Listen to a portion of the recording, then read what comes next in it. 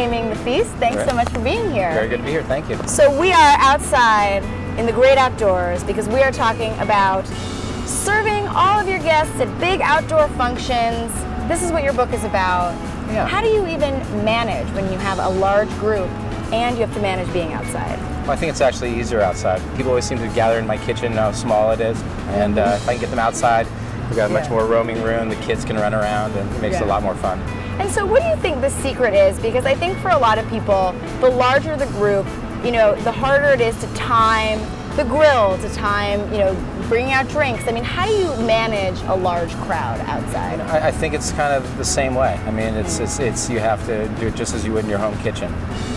You're playing with most of the time I'm playing with wood fire, and that throws a whole other element into it, and it's usually some sort of do-yourself kind of construction project that I built before we actually started the feast. But in general, you know, I think that what's nice about these big feasts is all the cooking time ends at one time. You just have a lot more food to provide. So I like this type of cooking. If you cook a whole pig, it takes 4 hours, but at the end of that, everyone's taken care of. And that's if it times out, it feels like a lot of work. But when you get to the end of it, you're like, wow, that was fine. That was fine. Yeah. And let's talk about sort of the large format away from the grill, because I think a lot of people think, I'm outside, I must be grilling. And you know, what is the fallacy of that, and how much more fun can you have if you sort of step away from the grill? Well, I ditched the rusty grill a while ago. Good. So my backyard, we have 6 to 8 cinder blocks and a Tuscan grill that we move around and can place it anywhere, you know. So if it gets windy, like it is today, we can adjust. When you see people sort of taking on the large format outdoors, what do you see mistakes that people are making? Not starting early enough. And probably ending too late. I mean, I see people cooking in the dark all the time, and I wonder why do they do that? You know? And if you're close to your home, one of the great tips is actually just to take it inside and plate it inside where it's more comfortable, and you can see what's going. And if you have to finish the cooking process there, finish the cooking process there. You know, it's really outdoor dining and cooking is great, but it's also, you know, utilize whatever resources you have. Right. So you have a lot of recipes in the book that go beyond, again, you know, the steaks and the typical things. You have large format. What do you think for a beginner is kind of the easiest large format animal protein to take on? You know, probably cedar plank fish, or you know, not specifically if I was going to say specifically a protein like that. Also, there's Cobb smoked turkeys. There's a brisket recipe that are done on a kettle grill, which is fairly simple. It's a little lengthy process. The brisket itself is about it's called an 8-hour brisket, but really it has about a 5-hour cook time on the grill. And the great thing about that recipe is you actually can take it and put it in a cooler and drive out to the Hamptons or wherever you need to be, and they'll finish cooking while you're doing the drive.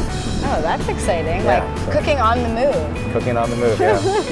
And then, you know, you also have, you know, you mentioned cedar plank salmon. You have a lot of different seafood as well. I mean, do you think that people don't necessarily think about taking seafood outdoors as much? And obviously you recommend it. You know, I don't know. I'm Mediterranean trained, so that's always been a big part of my cooking and my cooking philosophies.